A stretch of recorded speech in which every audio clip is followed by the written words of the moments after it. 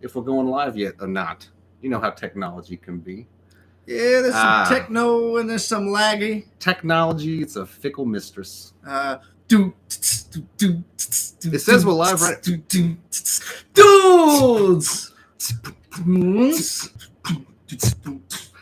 We're dudes! We're dudes. Listening to yeah, that was a small acapella rendition. Yeah. A position to where we can just, have some chunked ham money. Like, chunked ham is the kind of thing that you can have in first world, third world, 2nd world. It just depends, whatever, depends what cut it is. Yeah, oh yeah, and it's got to be salted. I really don't want a honey chunked ham. No, not really. I'm talking like processed honey chunked. Processed. Every time I go to buy ham, luncheon meat, I stop for a second and I scratch my head, like I do. And I look at the meat selection and a wish sandwich. Well, you wish you had some bread. Bow, bow, bow. But some meats are fine like that, like pepperoni. I love pepper. I can get down on some unsung hero. They are definitely the unsung hero. And who cares if you're getting the brand name or not? Some people call them soda crackers. Are those the same thing? I think they're not the same. I think the soda crackers, they don't have salt on them. So, really? I think. They're pretty much just flour and baking soda or baking powder, one of the two. Baking powder? Maybe it's called baking soda. I like Tums. They shouldn't make them taste so much like candy. That's right, because I eat them. I'll eat them like candy. Also yellow. Oh, no. Or the worst is you got a pack you would have it in your pocket for like the past month you've been chewing on when you need. Oh, stale Tums are the worst. They still work, but you get to that very last one. It's all crumbled in the excess foil. And, we're in the dark here. We just blew a breaker. Hold on a minute. You're on Dudes, Tunes, and Brews. Since Brenda from French Lick has left our program, things have been weird with the lights. As you know, since the beginning, we've actually lost our boom mic guy. He had an aneurysm and had to quit. And then Brenda from French Lick, she had some issues with Frank Michigan, which we won't get into, and Duff Steele Jr. Duff Steele Jr. That dude. Well, between Frank and Duff, Duff Steele's old man, Duff Steele, and Frank had some issues, some run-ins, if you will. Brenda from French Lick was... She's a good woman, though. She's a real good woman. Well, that's why there was a problem. She was too good of a woman to both of these men. Right, and he'd drive his truck, his Dr. Pepper Snapple truck, and he'd come see her, and her husband got all out of sorts, and Duff was just telling a few jokes. She liked the funny man. Yeah, I don't know what to think about him. There's too much involved in the history of these people that we can't really get too much in depth here on the show. I'd rather not. I think I've said too much. I don't want to become a tabloid. Yeah. Speaking of tabloid, what's up with Bat Boy? Is he still doing his thing? I don't know. I haven't heard anything from like Bat Boy and all them other people in quite a long time. I haven't. I don't really see the National Enquirer or anything on the shelf like I used to either. I don't either. I get too distracted by the Cosmopolitan. All they are anymore is like, oh my God, look at this. Obama's drinking baby blood and Hillary Clinton is, playing Jenga naked. And there's a snook in her sniz. I don't even know what that means. Nobody does, dude. It's So, I don't know. This is episode 26. I wanted to touch a little bit about last week. I'm not sure what happened with the stream. We were trying to relive some of our favorite stuff from the past. And I think the camera might have had trouble auto-focusing on the movement of the video game. And that's why it stalled and lagged like it did. Really, I don't know. A few weeks ago, I tried to pirate some software. Maybe. And I clicked the link I shouldn't have. My computer wasn't running right. So that probably has something to do with it. But I don't know. Since then, I have reverted back to a previous restore point, and we should be okay. And I think we're fine. This is our first time going with a direct route as well. We won't get into we're not doing any movie magic tonight. There's no green screen. No, this is totally green screen behind us. But yeah, this is what we settled on. We could put anything in the world behind us. This is just a picture of the wall that my grandma's old wall. Right. We superimposed it behind us. But that's enough of the movie magic for y'all. But last week was cool because we got to play Super Mario World. We played Super Mario World for quite a while, and I played the same level over and over because I swore I could have beat it. But when I get drunk, I get kind of antsy, Oh yeah, and it's hard to do a speed run through that game because it just doesn't feel like that kind of game to me. There's obvious Yeah. ways you can get directly to Star Road, get to Bowser's Castle, Yeah. get it done and over with. I'm not researched on like the quickest speed runs on it, but I don't really feel that way with Super Mario World. I mean, there's the nihilist ways to do it. No coins, no power ups, no nothing. Just run. I get too vested in the story though. It's like True. too much going on with True. the whole expansion. True. I think for the Mario that would be best for speed run would be what we've both we've had some intimate talkings today about our favorite Mario game. Oh, without a doubt. Of the original three. Original three, NES 1986 through 89, I believe. Yeah, I would say that it'd be Mario 2. Super Mario 2. Based off of a game called... Well, Mario 2 was actually pretty much a bastard version of a game called Doki Doki Panic. Doki Doki Panic, which you can still find on the Famicom. Famicom, I'm sure there's the emulated... Super Famicom, right? No, just the standard. Famicom. That's but right. I don't know much about it except for they just took the sprites of the Mario characters and inserted basically the story. There's a great little documentary on the YouTube here you can find. Just type in the history of Mario Brothers 2 or whatever, you'll find it. It's really great. It's also how I learned a lot about Aldi. Yeah, mini documentaries. But nice. Doki Doki Panic started as it was a promotion thing for some kind of festival type thing they were doing. Some like big corporation was doing some kind of festivity. I figured exactly what they were, but they're like, let's do something to commemorate, something to tie in, this moment. And they made this video game called Doki Doki Panic. And the whole thing is pretty much, if you ever played it, Super Mario Brothers 2, except the four main characters are different.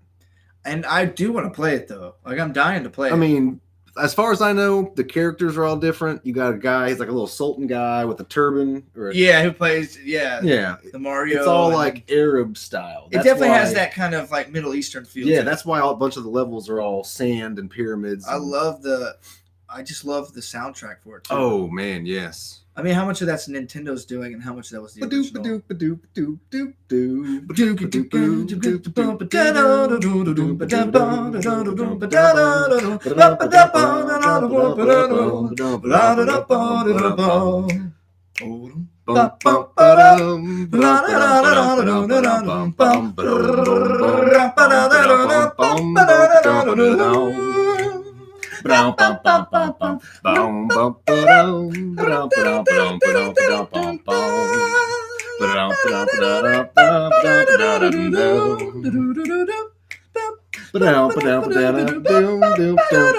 good enough. They get the point. All two people who's watching, they get the point. Yeah, you get it. That's what needs to happen is more scat versions of Mario 2 songs. And I've been saying that for years. We should do that at karaoke. Just have a ball with it.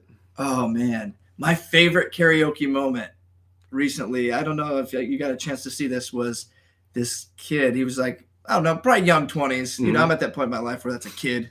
Yeah. Yeah. But he's like just dressed up in like, nice clothes, like a nice like button down. He's kind of dweebish kind of dude, whatever. And long story short, he's doing the song Tequila. Okay. All the only words in that is, hey, tequila. Tequila. Or was it Sammy Hagar's Mas Tequila? It was, in fact, the my favorite version, the Pee Wee Herman dance Tequila. It's like you're just pointing at your wiener.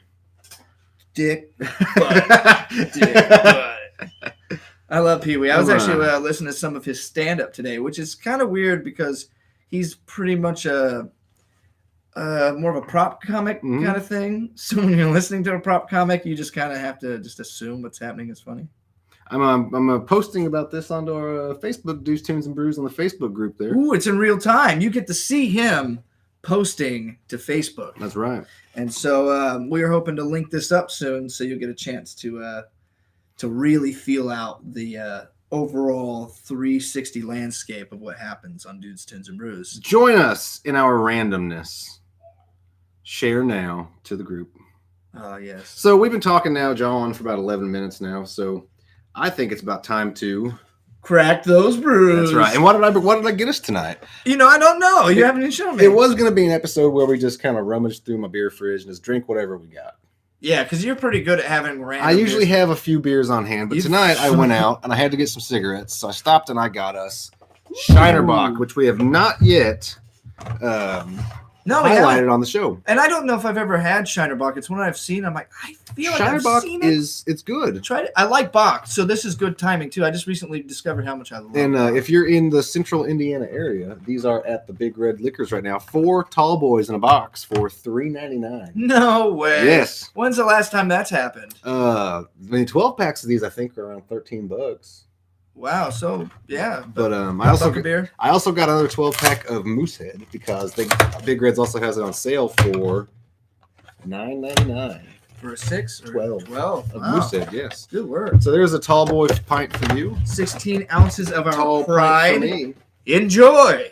And we're going to be fancy this evening and pour these into glasses and then discuss upon which we think. Shinerbach, serve cold and often. Very nice. That's a great deal right there. So we're going to go ahead and what are we doing? We're going to crack those brews. And we're going to see who can pour the best beer. Oh. I know Froman gets antsy. I like to have just about, I don't know, about an inch ahead on mine if I can help it. But we're going to see what happens here. Oh. I've seen you do some. Oh, it can't do a full glass. Oh. They're about even. Mine looks a little more aerated. You got a little more air coming out of yours. Yep, you got. So yours is more of the cartoon version. Right. Mine's more of the take on. I'm riding at 2 and 10 here. I like Shinerbach. I tried it years ago. Hey, that's good. It's one of those beers I pick up on occasion, but I figured I'd turn you on to it this evening. Schwutzel Brewery. Shinerbach also, speaking of the holidays, as Brandy Lacefield says in our chat over here, Shinerbach always reminds us of the holidays because they always put out a holiday pack. Oh, where nice. It's like red and green and it might have a little bit of spice in it. And it's not bad. It's good stuff. So it's a specific beer. It's not like you said it's not like a variety. I think it's just like a holiday version. Oh, nice. That's very nice. Dundee, the Honey Brown people. Oh, Honey Brown is fantastic. I love Honey Brown. It's such a heavy beer, though. $6.99 a 6-pack. I'm down. It's cold. good. But the deal with Dundee is they put out a variety pack. That's really pretty good. Yeah, they've got pretty good. That's kind of was my first better beer selection. Cheers, sir. I like this. I like this a lot. It's a Bock, but it comes off more like a red. Yeah, I mean it's definitely got some maltiness to it that I like. Bocks can go very dark. Yes, they can. You know, and I believe I heard that they are the preferred choice of Monks or Monk's Brew Box. Is that a true thing, or do you know anything about that? Monk's Brew Box. What the hell is that? That sounds funny when you say it. Monk's Brew Bock beer. Oh, I think I heard that at one point. I thought you said Monk Box. Monk's Brew Box. I was like, that's a cool name. I thought monks couldn't drink. Let me see what we got here. No, I think it depends on what type of monks. Now, if you look close, Josh is going to his device here to look up an answer to a question. All right, and if you know before I get there, keep it quiet. Just kidding. You can tell us. You can tell us whatever you want. We got the chat open. We're just drinking beer, hanging out. Wow. We're kind of going back to our lazy endeavors for this show, I believe. Well, you know, I actually started listening to our episodes. I started through episode 1, and we have 25 episodes, but 11 of those are audio, correct? Audio only. Audio only. And that's not counting the Indian Tune session. True. Which I consider that an episode of itself. I need to ask him if it'd be cool if I could just put that up as a dude's episode. Yeah, I was actually thinking about that on the way over. I think that we'll have to look into that, see if we can get a permission for that. Which I thought was a fine episode. That was a lot of fun. It was a lot of fun to be on somebody else's terms and actually have them put it together. Yeah, and there wasn't really any downtime. It was pretty good, and not to mention the free beer. All right. Monks did a beer fast for Lent. So it's what they drink during Lent. Monks drink beer for Lent. Like during their fasting, this was how they get their nutrients. It was a liquid fast. Huh. So they just became alcoholics for a set amount of time. Well, if you got enough whole grains in your beers, it could be. But did you know that Catholic monks once brewed beer specifically for a liquid-only Lenten fast?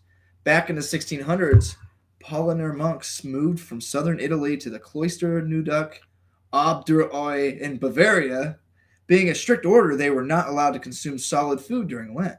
The current is it Braumeister? Braumeister? Braumeister and beer sommelier of Polonier Brewery Martin Zuber explained in a video on the company's website. Oh, that's a lot of words. That is a lot of words. So basically, some monks a long time ago used to make beer just to drink for Lent. They couldn't eat. It says they needed something other than water to sustain them, so the monks turned to a common staple of the time in their region, beer. Which I know at that time, even just in history, beer has been a major staple. Beer and alcohol, because water's always been, they didn't have any sanitation and stuff back in those days. It's all contaminated. I mean, even when the United States started, they shipped over rum because it was easy to manufacture and ship, and everyone drank rum all the time. That's why they had hard ciders. They'd take crab apples and make that into a cider because they didn't want to drink the water because they all kept crapping in it. Oh, it's awful. But that's Johnny Appleseed. True. I guess he was just into apple jack. That's all he wanted. He was just a booze guy. Really? So he would go around putting apples from seed. And I guess apple trees that grow from seed don't bear very good apples for eating. No. They're mostly just crap apples or crab apples. Crab apples. Scuttle, scuttle. But the reality of it is, that in history it kind of got like whitewashed that he was just a booze hound. Right. I mean, everything gets whitewashed. Yeah, of course. It's the Disney narrative versus the old version.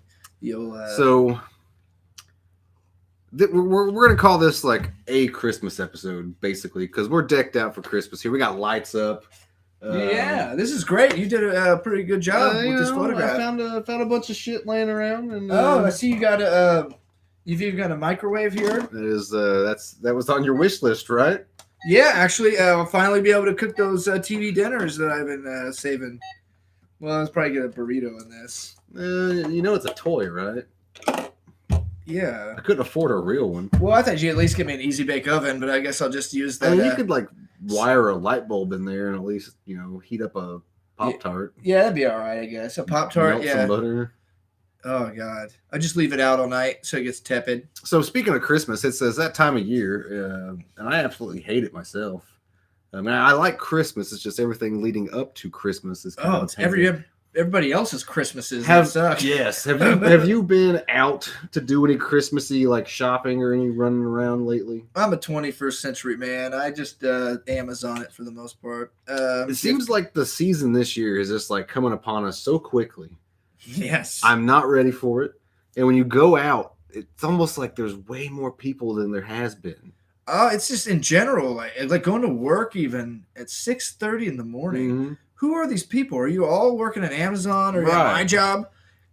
Get out of here. I want to go to work. But they're all here. It's like, did you come back from Florida? That's reversed. You're supposed to be in Florida right now. Right. But I think it's a lot of college kids coming home or whatever. Yeah. We went out yesterday to take care of some stuff, to do a little bit of shopping, and it's just a hassle. Everyone's driving like douchebags. I can say that. Oh, yeah. It's douche-tastic out there on the roads. Holy crap. Everybody's so aggressive now, too. Aggressive, impatient, short. Oh, man. You stand in line, you're going down the conveyor belt, and someone else behind you just grunting and throwing stuff, and it's like, whoa. It's been like that? Oh, yeah. Where are you at? Sears? Have you gone to the Sears sale yet? I looked at the Sears because they're going out of business. It's like all this stuff is on closeout, but it's really not that. Like the tools section. It's awful. It's the worst seller. 40% off to me is never going to lure me in. I'm sorry. I know it sounds stupid. If it was a car, oh yeah, sure. I would go buy a car for 40%. I went in to look at the tools because I'm looking for some stuff. I was like, Craftsman stuff. Oh yeah, you get excited about that. I'm wearing some Craftsman boots right now. They're like 8 years old. Nice. Still kicking. Nice. Yeah, I'm all Craftsman. Shows how hard he works. But I went in to look at the tools to find some stuff, and it's like all power tools, 15% off. No. Well, I'm sorry, but when it's like a $250, $300 item, that's not shit. No, you take even like a $20 item, that's not shit. It's like what, $250? Yeah, $3. It's one of those things that like, give me 50 or 60, then we'll talk. Yeah, you're going out of business. This is why, because you cheat. Right. You can't even give me a good discount on. What are you gonna do with this stuff? They're gonna sell it to Big Lots, I bet you. Probably or somewhere like that. Which they're just waiting. They're like licking their chops. Right. Ooh yeah, because they're probably gonna get a 90%. Or the Salvation Army. Have you been to the Salvation Army over on County Line lately? I have not been inside of that building since it was the Emporium. I've been still disgruntled that they got rid of it, even though I like the new Emporium better. The Emporium's over in Beach Grove. I haven't been to the Beach Grove one. I've been to the one on Stop 18. Okay, well, the Emporium that was on County Line and the Salvation Army that was up in Beach Grove, they swapped. Yeah. Did you go to that Salvation Army when it was in Beach Grove? It sucked. It was just massive. It was just huge, but it was like nothing in it. Right. I mean, there was stuff in there, but it was always junk. I never found any gems. The County Line was not bad, but their prices are a little bit higher now, and like they're getting like name brand shit. Like that's when it kills it. That's kind of tough. It's that's kind of happened to Goodwill. It's like they're doing that liquidation stuff, like Ollie's kind of. Never been in Ollie's, but I love that part. I love the Beach Grove area because it's like. Do you consider that Beach Grove? That is Beach Grove. Is it technically that area? But I always think more up by the train station, that weird place. Mm-hmm. We won't get into the conspiracy of that. But you know about the train, the big factory warehouse areas that they say are going to be the camps. What? Yeah. FEMA camps? Yeah. I heard that. I know that area's Beach Grove, but Charles Froman, thank you, sir. Welcome. Thanks for joining us here on Tunes and Brews. Yeah, we need you more than ever. A holiday special in your family. Long story short, that area is awesome because it's kind of like in its own bubble and its own time zone. Because it's like you still have Ponderosa. Well, I used to say that Kmart over there. Kmart was still alive. That whole strip was the strip that time forgot. You'd walk into that because I used to live over there off near Beach Grove. Oh, yeah, that's right. Yeah, Beach Grove was like my go-to for Walmart and all that shit. Yeah, and I'd go to that Kmart around Christmas time looking for deals, and it's like, man, this place is just set. It's like 1995 when you walk in. And it's fine. It's okay. You still expected to find Jinkos. Yeah. You might have actually. You're hoping they stuck out that Little Caesar and icy spot. Oh, dude, and the one in Greenwood, they just had it open still, but they just shoved clothes into it. Mm-hmm. And so it was kind of pathetic because it's like being in somebody's basement or something. Yeah. They still had the Little Caesar banners up and stuff, but they just shoved clothes where the old ovens used to be. They didn't even try to fix it up. It's all dark over there. They used it as a storage facility. It was just a clearance area. I know. It was just their take it if you want it kind of stuff. These pants smell like crazy bread. 80% off. Yeah. Okay, this is good. I would take pants that smelled like crazy bread for 80% off. Oh, absolutely. But you know, what's funny is Sears, I believe, owns Kmart or owned Kmart. Owned it. That's why Kmart carried some Craftsman stuff for a while. Mm-hmm. The lower end. That's where I got these boots was Kmart. So yeah, that really explains how hard it works. But so there's that whole deal. But my uncle actually made a good point about how Sears revolutionized the industry by their catalogs, because back then there weren't Sears stores everywhere, so you could order from the catalog and have it delivered. And that was back before the instant gratification days, where you could you could order something and come in 3-4 weeks and you'd be fine with it. Even 6 weeks, right? You know, and it would show up. You know, so you would get this catalog once a year as an annual thing, and it was like this thick. You know, and it was tools, every clothes, Christmas. everything. Give me that catalog. Yeah. And so you couldn't just go to the store and get it. So, but the thing that killed Sears and Kmart is instant gratification shopping, because it came full circle. The thing they created actually is what killed them. That's true. My little trivia: my first guitar that I ever owned was a guitar from a Sears catalog. Really? What kind of guitar was it? It was a Harmony Stratocaster copy when I was like 12. Because I really wanted a guitar. I'm so going to learn. And I didn't learn shit. I got frustrated. And I beat it up against the tree in my front yard. Oh, yeah. You gave it the old what for, Gave it the old what for. Oh, that's good. So was it the guitar's fault, or was it your skills at the time? It was probably me being, short and impatient. Instant gratification. Yeah. It really struck our generation, I think. Yeah, because I smashed the Takamine the same way. I didn't even know what song I was trying to learn. There was something later I learned. I was like, that was the song that pissed you off? That was the one? That's funny. Wow. Reproduction Sears catalogs from early 1900s, Charles Froman says he owns. Oh, don't get me started. He's got reproduction catalogs of everything. But you keep them in the bathroom. Yeah, that's right. No, if you need anything, he's got it. That's nice. Trust me, he's his own salvation. I know one thing he probably does not have, which is actually, matter of fact, Josh Froman, this is your Christmas gift from me, sir. Oh, well, I feel honored. I actually, segue into the other deal. Yours is in the mail. I actually ordered yours from Amazon. No, not Nice. yours is actually from eBay. Ooh. It's a little more special. Ooh. Yeah. This is exciting. And I actually had to piece it together because I couldn't get it as one section, so I had to go and buy the pieces. And so I'm hoping to get them all within the same time frame. That's curious. It makes me very curious. Open it up. All right. Show the world what Well, money first can of buy. all, look at this wrapping paper. It's very cute. It's cutesy. Should I be like the weird old person who like opens it and keeps it to where I can use it for later? And you just rip it open. All right, what? Rosie O'Donnell. After last week's episode, it struck a chord with me. And speaking of, it ties in Rosie and Kmart. And Kmart. Oh my God! See, we're still supporting This is an original, like 1996 Rosie O'Donnell, 1998 Rosie O'Donnell Christmas ornament that you could buy from Kmart for $6.99, and $4 of which would go to a charity. That's pretty impressive, though. You got to give her credit. Well, do you think she did the charity thing, or was it just her foundation? I doubt it. I mean, she never responded to my tweet about her smelling like farts. Yeah, she probably gets that so often. Probably. That it's one of It's those. a given now. Well, I feel the same way about Rosie O'Donnell as I do about Whoopi Goldberg. They used to be so awesome. Used to be. And then they became jerks. They did. Well, get self-righteous. Anyway, so what do you think of your gift there, Froman? I think this is unbelievable. I love Rosie O'Donnell. I actually do like her. I liked her when she was in the Flintstones movie. Okay. I thought her talk show was pretty good in the beginning. It was fun.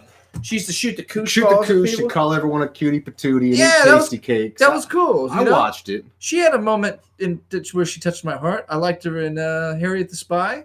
A League of Their Own. You remember League of Their Own? I do remember. Gina Davis is a redhead. That was she the one that said that's some fine peeing or something when Tom Hanks takes that abnormally long piss? I think so. I haven't watched that movie since I was a kid. I actually snuck into that theater in Franklin. Ooh. What is that? Was that theater the same then? Was it still Canary Creek? Canary Creek. Which has such a great screen. I am actually a fan of Canary Creek. It's pretty nice. It's one of the best theaters around. Pretty nice. But because the screen goes all the way to the floor. It's pretty big. Yeah, and you know how I like projection pretty stuff. big, yeah. So to me, I look at it and it's such a good screen. But we'll get to that later. But long story short, I saw in 1992, I believe it was, Honey, I Blew Up the Kid, starring Rick Moranis. Gold Rick Moranis. And we decided to sneak into a movie across the hall, and it was A League of Their Own. So here I am, 7 years old, watching these two double features. That was worth it. It's totally worth it. So Canary Creek, if you're watching, sorry about that. Hey, statute limitations. Yeah, I think I've outlived that. But Honey, I Blew Up the Kid. Have you seen that? She was Betty in the Flintstones film. That is correct, Charles Froman. What, Honey, I Blew Up the Kid? Honey, I Blew Up the Kid. Oh, I saw it.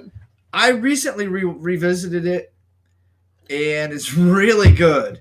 You know the little bit that we've learned about special effects and whatnot just by playing with them. Mm-hmm. I look at the stuff that they do, and I'm in awe over it because some of the screens are actual backdrop projection screens, like the classic crime noir where they're in the car and you got the pretend stuff. That stuff's happening in real time, and then there's the added layer of it. There's layers of projections and green screen and things like that. From a 1990s, early 90s perspective, it looks great. It still looks really good. I think there's something about that real time projection of things that you just can't capture with CGI no matter how hard you try. CGI can be so good it's freaking hokey and terrible anymore. I'd rather crazy, see old school effects. People putting some time into making something instead of just, well, I connected this line to this line on computer. Did I hit play? Yeah, exactly. You know what I'm saying? It's like everybody's creating video games anymore, and I'm tired of the realistic. Yeah. I don't want realistic anymore. I want pull me out of my life, not make me feel like you're putting that into my life. Right. Like these new Harry Potter movies that are coming out. I have seen none of these Harry Potter movies. Have you seen none of the Harry Potter movies? None of them. Okay, well the Harry Potter. That's after you shave your pubes. Anywho, the Harry Potter series is phenomenal. I do love it. Hold on a minute. Charles Froman just said Hannah and Barbara were both in the ending of the Flintstones movie. Are you talking about the Flintstones, or are you talking about the Viva Rock Vegas one? I think he's talking about that one, which Barney Rubble was played by Stephen Baldwin in that one. And is it actually Hanna-Barbera or just Hanna-Barbera? William Hannah Joseph Barbera. Is it Barbera though? Because it looks like Barbara to me. It's Barbara. I always said Hanna-Barbera. Me too. Everyone says Hanna-Barbera, but it looks just like Barbara. It's like one of those words that you see it and you think it needs to be pronounced a certain way, so you pronounce it that way. Like McNamara? Kind of. Oh, there was like, it's McNamara. Like, it's something. If you were living in Ireland and Scotland and there's an MC name and you call it something else, they get mad. Right. That's like that New Zealand Australia rivalry. First one, he says, because one was dead by the time we made the second film. Ooh, damn. Interesting. Well, thanks for dropping some knowledge on us like usual. Yeah, he's good at that. I didn't see the second one though. I looked pretty good though because it had what's the alien's name? Kazoo. Kazoo, yeah, the great Kazoo was in that one, and I didn't see it, but it looked pretty good. It looked a little more hip to the cartoon. I guess. Just like the Scooby-Doo movies. Did you like those? They were terrible. Hated the first one. The second one I think is phenomenal. Freaking awful. The second one they actually weren't trying to make it realistic. The villains were very I'm surprised they cartoony. Excuse me. I'm surprised they haven't taken the Scooby-Doo yet and made it like darker and more menacing. You know what I'm saying? Yeah, like kind of like they're doing like all these like the new Sabrina the Teenage Witch. And is that actually based off of the Sabrina the Teenage Witch? Okay, I thought it seemed too close to the name. And what's that I other didn't one, know if it was actually it or not. I was talking to Spooky Brucey about this. The Riverside on Netflix. Where they took Archie. Yeah, that's dark as Riverdale. Is that what it's called? I think so. Something like that. Yeah, I haven't watched it yet. Yeah, I guess whatever. I like Archie Mysteries on Cubo. You ever watch Cubo? A little bit. It hardly comes in over here. Yeah, I don't have regular channels anymore. But when I did, there for a while, I didn't have any internet, and I just had regular channels. And Cubo was pretty cool. I guess it's based out of Quebec. Yeah, it's definitely Quebec. You gonna finish that beer so we can? Oh, I didn't know. I was actually staying with you. No, you were not staying with me, sir. I have two more sitting over here to the side. We're 34 minutes in. We still got a little bit to go. You know when you're swinging on the swings and you try to keep up with the same person? Yeah. And then all of a sudden it just happened. Yeah. Like, damn it. That's what it was like drinking the beer with you. We were matched. So now that you finished was that your first Shiner Bock? I believe that's my first Shiner Bock. I like it a lot. What would you give it on a scale of 1 to 5 brews? 1 to 5 brews, it's going to get a 4.8. Whoa! It's getting a 4.8 because it drinks like a light beer. You heard it here first, folks. Drinks like a light beer, but it totally kicks like a Bock. Like it's pretty good. Yeah, it's great. I could fast on these. I heard that. Have you bender? What's the longest bender you've ever been on? Me? Yeah. Benders usually happen when I'm like camping. I haven't been camping for a while, but when I used to play in this cover band, and we were kind of like family, so we just get together every weekend and practice, and it's like hang out and drink, and we'd always do a band camp. We'd all go camping together. Cool. And I'd be out there for like 4 or 5 days, just you'd bender for 4 days nonstop. I'm talking like half gallon of vodka. Oh yeah, 50 beers, just drinking what I could drink. I don't know if I've ever done a 2-day bender before. I think the most I've ever drank, like solid, is like 12 to 15 hours. I mean, something like that. But we were just doing beer all day, you know. Yeah, I don't do benders now because I'm a responsible adult. But no, I don't know. I've always been curious what it would be like to do, like we were saying, old school style, where your water, like let's say you're drinking like a 1.5 to 3% all day. Okay, we're not talking you're getting like hammered, so but you're keeping like a good coffee buzz version of drinking. So you're like watering down Shiner Bocks. Yeah. What are these percentage wise? That's a good question. I was looking on the can. I did not see that. It seems like at least a good 6%er. There's no information on the can. The bottom of this box says that Shiner cans are great for tubing, pyramids, water holes, camping, and crushing. I love good advertisement. That makes me happy. Aluminum recycles. This carton recycles. This is precious cargo, and dropping beer brings about sadness. I love Shiner even more now. Shiner's good, man. Let's see. What is the percentage of this? You might have to Google it. Let's before we get to that point, let's go ahead and crack those brews. I got I got pop tops this time because I didn't want to hit Froman in the eye again. Because I have a tendency of getting too animated when I pop them with a lighter. Even when they're twist offs, I pop them with a lighter, and you got that good fulcrum action. Science. I actually took a mechanics test recently for work.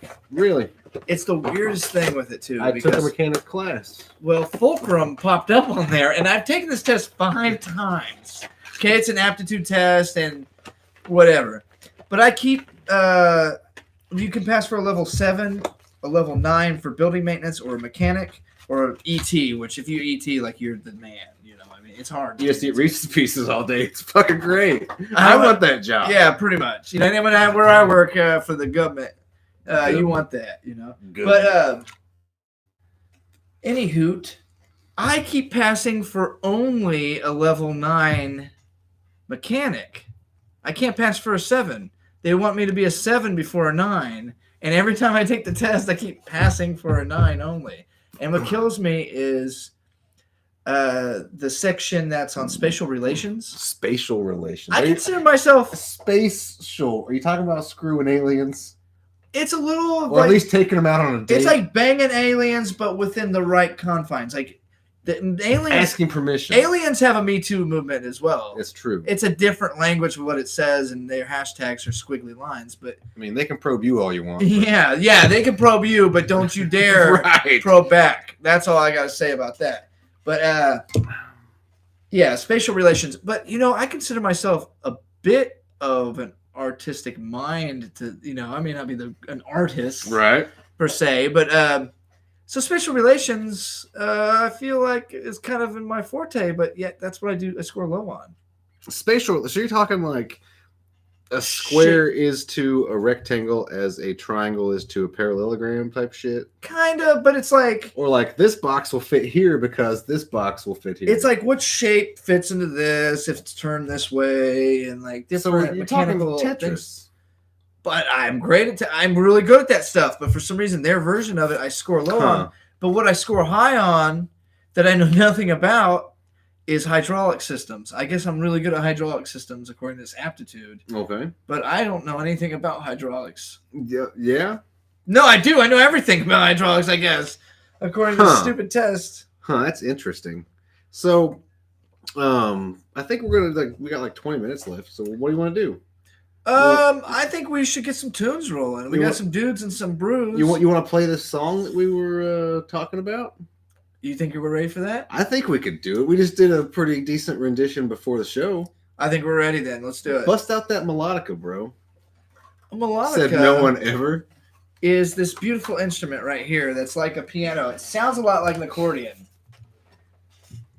You put this tube in your mouth here, and you look like Peter Frampton. And he's going to show you the way. Whoa, that's a little hot. You should learn the saxophone bit from Baker Street. Yeah, I actually should. I wish I could just do it off the top of my head now. Do whoop boop biddaloo.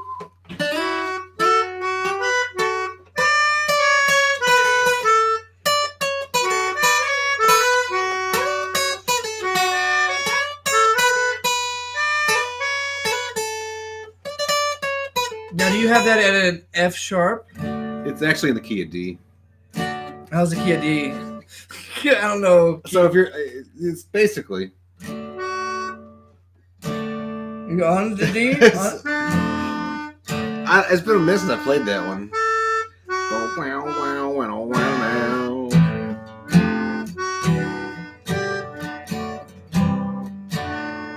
All right, we're not going to play that song.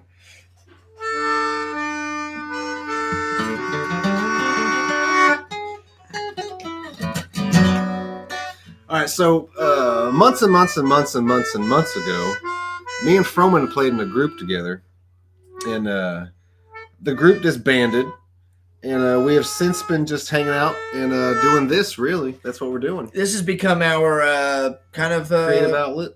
Yeah, and it's I think it's been our substitute for said band, right? And we're at a point now to where we're kind of trying to get back to merging the two. So Froman, about a month or two ago, sent me a snippet of a song he started writing, and I didn't really know what it was about, but I liked it, and I kind of inferred it in my own way, and I wrote a verse to it, and then I kind of like took his recording and my recording, and I spliced stuff together, and it popped in my head today, and we didn't really have any plan for tonight, so I brought it to his attention, and we worked on it before the show. So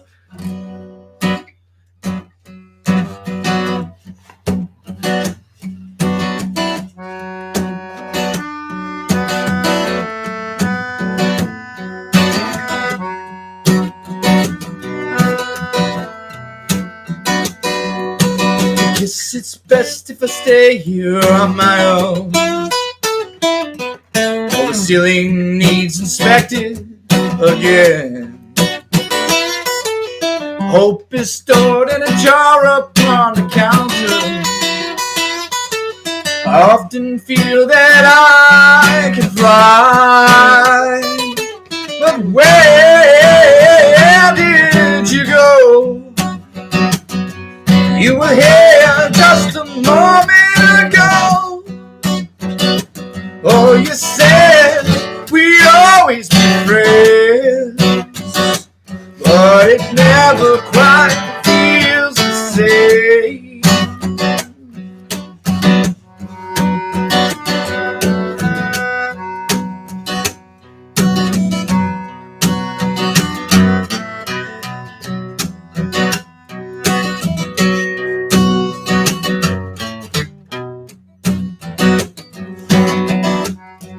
Malacca solo.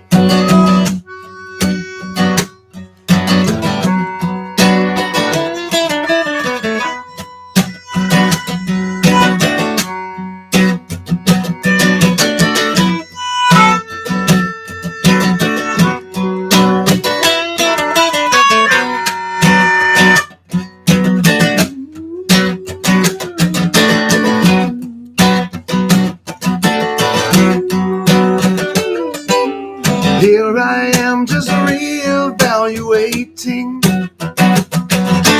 something that I value or I seek. Oh, please won't you make some time to miss me? You've done been here every night this week. Where did you go? You were here a moment ago, and you said we would never change. Tell me now, do you really feel the same? Tell me now, do you really feel the same?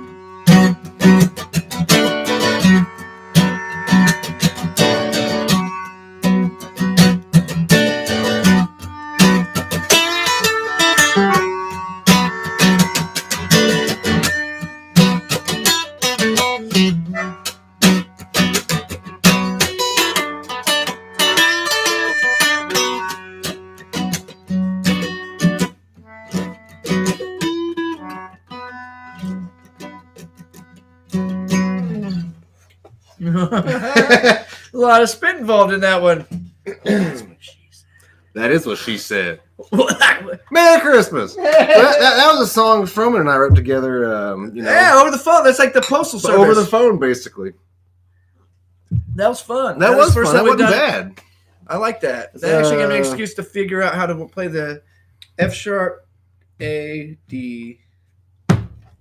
Fad with a nice sharp. Right. Fad sharp. So put a bridge on that and you got a full song. Yeah, it's good. I like that. I like being able to go into my low register. I feel like I get caught up in that head voice versus falsetto. My falsetto could like shatter glass. Now, I'm not trying to brag. It's kind of goes along with my lack of chest hair. I think there's a little. I get stuck in like that head voice and that just yelling. Yeah, which you got a good yell because you keep it pretty diaphragm friendly. Yeah. My yell goes Kurt Cobain broke your am I yelling here part, and that sucks. I mean, but it works well for like punk rock oriented Right. songs or songs that are a little more like emotional. So that was a fun tunes aspect of the show. They were playing an original composition together. Yeah, I think that would be good. Actually, you and I have talked about that for a long time because we Mhm. have after hours. We do, and we always play shitty covers. We haven't. I think the only like you played one original during the Melissa Sangiulo episode, and I played two originals. Was that during her or during the Brad episode? I think I played one during the Brad. Oh wait, we both played one during. We the both Brad. did one during Brad, and that was funny because I wasn't playing the right chords, and so I wrote a new song with the same lyrics. Basically, which was kind of fun. That happens too. I think that's what's cool. Like the whole musician aspect is interesting because I don't know. I'm always kind of hard on myself because I don't play a lot of covers, mm-hmm. and I learn something and I totally forget it, right? Like instantly. It's the weirdest thing. But you're much more technical. I'm glad to be around a technical artist at times because sometimes I'm way too technical. But I think that's where we play off each other really well. I think we can learn from each other like that. But I don't know. I always like writing. I like being a writer because then you can leave it to the technical people to do it. Right. I mean, as far as like lyrics and stuff, sometimes it's easier for me to like your song we just did, like listen to that and come up with lyrics for that instead of just sitting and my god, trying to come up with a new song. Because then it's like half the panel's done. I've done that with others where they'll come up with a melody and you can hit it stronger, so you usually it becomes your song. And then they've had like part lyrics, and then you get to just kind of like dive in with it. Which we did that back during Rainy Day. My song "Trying to Sleep." "Trying to Sleep" was fun because I tried to create a narrative that like came full circle. Right. My idea with my lyrics was there, but I gave it to you to do something with it. And I actually think you sing it better though. So I think to come full circle with it, I think it would be fun for you to learn those lyrics and go on back around. Oh, yeah, done this acoustic for a long time.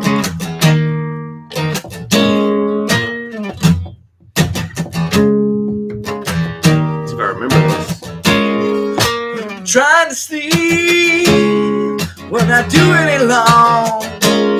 So I sung some weird and I sing in the song way down in my room where I should be. And the smell of frustration needs to get released so I can see. I'm just trying to get some sleep. It's kind of hard when you're next to me. I'm just trying to get some sleep. I'm just trying to get some.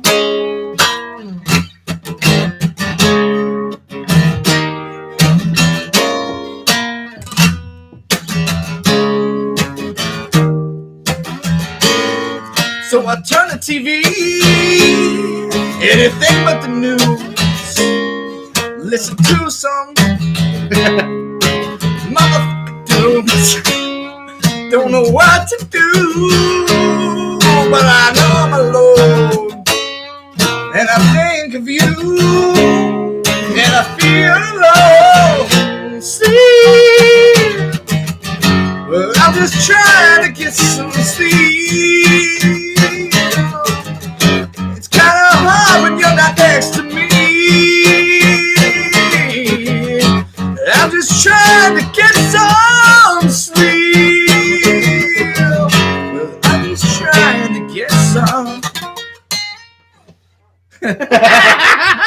I don't know the second verse. I had something. I was trying to remember what the lyrics were myself because I haven't played that tune myself since we did the Rainy Day thing. Oh, that's good. And you know, that's the thing is like right now I felt comfortable doing it. When we play with the full band, it's hard because I know where I want to go, but it's a lot of is it coming out? Right. So you have to trust it. It's kind of like when you're doing this, when you have lag time, you just trust that it's happening. Like, I mean, you don't get the actual like real time aspect of it. And I remember when I was a kid seeing people perform on stage and they'd have headphones on. Right. I'm like, that doesn't make sense. That's weird. And now I'm just like, dude. True. Fuck yeah. Like headphone me up. Like I would love that, you know, because you get it all. You get exactly what's happening. You know your tone. there's no gimmick there. But two people, Keith Moon and Roger Waters specifically, who comes to mind with the headphones on stage. yeah, I was actually thinking of that guy from Linkin Park. I don't know if it's a bass player, guitarist, whatever. He always had headphones on. And you'd see him in the videos and stuff, and I was just like, that's pretty interesting, like, what's that about? Right. And I have pretty bad tinnitus because of not wearing proper... Tinnitus, ringing of the ears. Ringing of the ears. I don't hear silence. Silence doesn't exist to me anymore. But it's fun, too, though, because I like to harmonize. Sometimes I harmonize with my tinnitus. Very poetic. But, but I always saw him do that, and I thought that was weird. And now in hindsight, I kind of wish I had done that. I wish I'd been more technical, even in my punk days. But right. Coulda, shoulda, woulda. Coulda, shoulda, woulda. That's like bad bat kind of shit. What's that? Looking back as 2020. After what the hell's that phrase? You're not gonna fool me twice. No, hindsight is 2020. Yeah, which That's I don't know what that means either. I've always had son of a bitch. I've always had shitty eyes, so I don't even know what that means. Because like when you look back, like, oh, I shouldn't have done that. Well, duh, you shouldn't have done that. Yeah, it's bigger picture kind of shit. Right. Winning. That's kind of that's one of those deals like on a religious level. They say that like the Almighty sees things from the end in reverse. I'm like, oh, that's heavy, dude. Think about that. It's like we see things on a linear plane where everything's so it's like forward. It's like a writer. You gotta know your ending, and then write backwards. It's exactly what he had associated it with. So it's like James Patterson. Yeah, God's just James Patterson. All right, I thought so. Yeah, it's fine. But it's just like we're confused by it because we're like, oh, the great pumpkin Charlie Brown. But it's already been written, so it's not that weird. Like in the bigger scheme of things, it's like. It makes sense, but then as it's being exposed, you're just like, weird. This I never would expect it. It's like somebody wrote this, and then it's like, oh, if it's in the reverse as it's going forward, that's kind of an interesting narrative. That's a little too much to wrap my brain around. What? We live in a world of multiverses, like DC. Like it's like people use multiverses as a way of like excusing their shitty writing. Right. Right. Well, actually, of course he does this and he dies, but if he would have done this, right? Like, oh, so you're telling me that superheroes basically live in a choose your own ending? Fucking turn to page 74 to not mess around with the truck lot hooker. Yeah, but you get the chance to mess around with her first and then backtrack and then right. Do it. Yeah. Hindsight's 2020. Have you ever seen was it Mr. Nobody? No, it doesn't sound familiar at all. Mr. Nobody has Jared Leto, and what happens is every major decision he has to make, he made. And so it splits off his life into two different places, and then again and again, and you get to see every choice made as it plays out. He dies multiple times because when he went left instead of right, he died at this point, and then beyond it. But he's the last like mortal man is the main thing, and he's telling his story of how he got to live forever. Kind of interesting. I'm working on a Last Mortal Man series myself. Oh, yes, it's going to be called Memoir of Civilization: A Place to Poop. Oh, I've heard of this. You were actually you're exposing this to me, not the nitty gritty of it. It's a story of a man who believes he's the last man on Earth, and he's wandering just the endless aisles of what's left, trying to find a place to poop. Just trying to find a place to poop. A comfortable place he can call his own. What's your favorite place to poop in the first world? Probably at work because I get paid for it. Paid to poop. That's a good feeling, But let's not fill the last 5 minutes of this episode with poop talk. There's nothing like when you get home, right? And you can just not think about it. Like at work, you're like, "Ooh, somebody coming." Right. But like at home, you're just like, that's that breath of just like. And 40 minutes later, your legs are asleep, and you know every word in the back and of the you had this bottle. Red elbow on your. Like how did you become comfortable doing this? You're completely you're basically naked. Right. And you're doing this. But like if you were actually naked doing that, you would feel very exposed and awkward about it.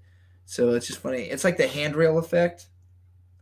Handrail effect is like when you're like at a very high place and there's the thinnest fucking handrail that makes you feel like, oh, I can look over it. I'm not gonna die. But if there was no handrail there, you would be freaking out like, Right. oh, I'm gonna fucking die. Gotcha. And Gotcha.